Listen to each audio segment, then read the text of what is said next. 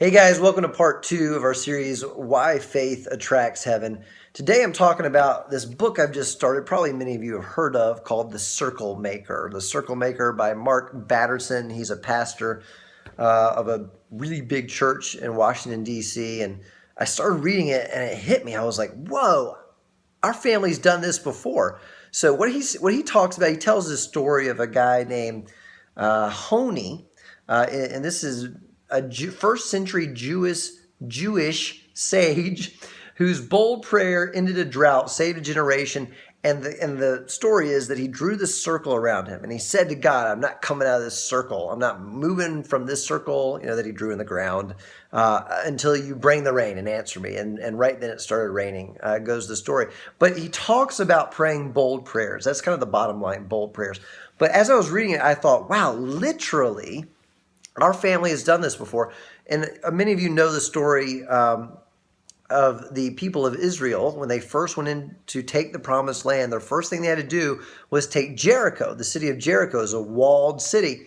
And what God told them to do was march around the walls of the city, march around the entire city, like all of them. Like this had to take all day or something.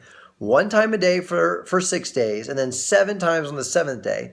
And then, so I guess it didn't take all day for one time. But anyway, it was kind of crazy doing this, right?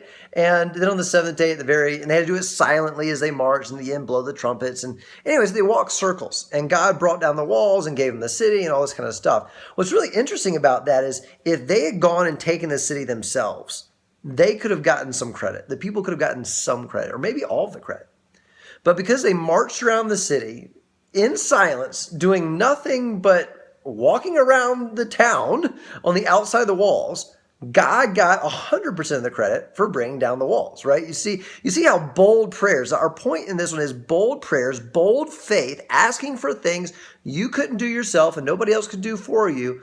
God likes that because God gets glory. So it reminded me of something that our family has done. When I was growing up, when I was little, my dad is a commercial real estate broker, and he had a big building that he was trying to sell and had not sold for years.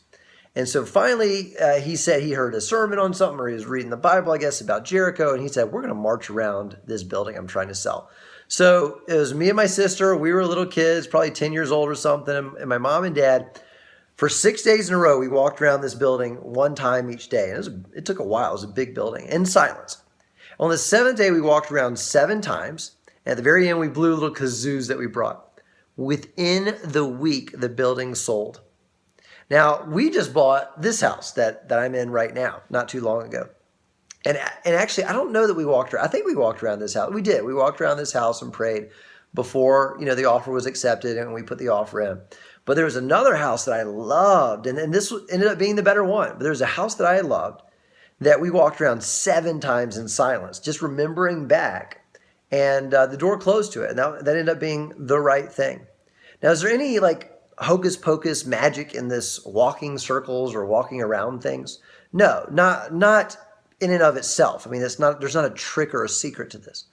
But what it is, in my opinion, in my mind, is 2 things. One, in the spiritual realm, walking these circles is like saying, all right, Satan, this I am claiming for God. This belongs to God. The things that you want for this place or in this area of my life or whatever it is, you can no longer have. It now belongs to God. I'm setting it off for God. I think the second thing that happens is it is us saying to God, just like the people of Israel going into Jericho, I'm not going to go into the situation and try to do the impossible or do what I could possibly do and therefore get some credit. Instead, I'm going to contend for this in prayer, right? I'm going to go after this in prayer, and you get all the glory. And it ends up being all about you. And so for our second part of our series, what I really see, what I really believe is that God loves bold prayers. Let me just give you a quick kind of example. My kitchen is right over there. If I said to God, and he's real, he can do anything. God, I really want a glass of water. Would you go get me a glass of water? I'd like a glass of milk. Would you go get me a glass of milk?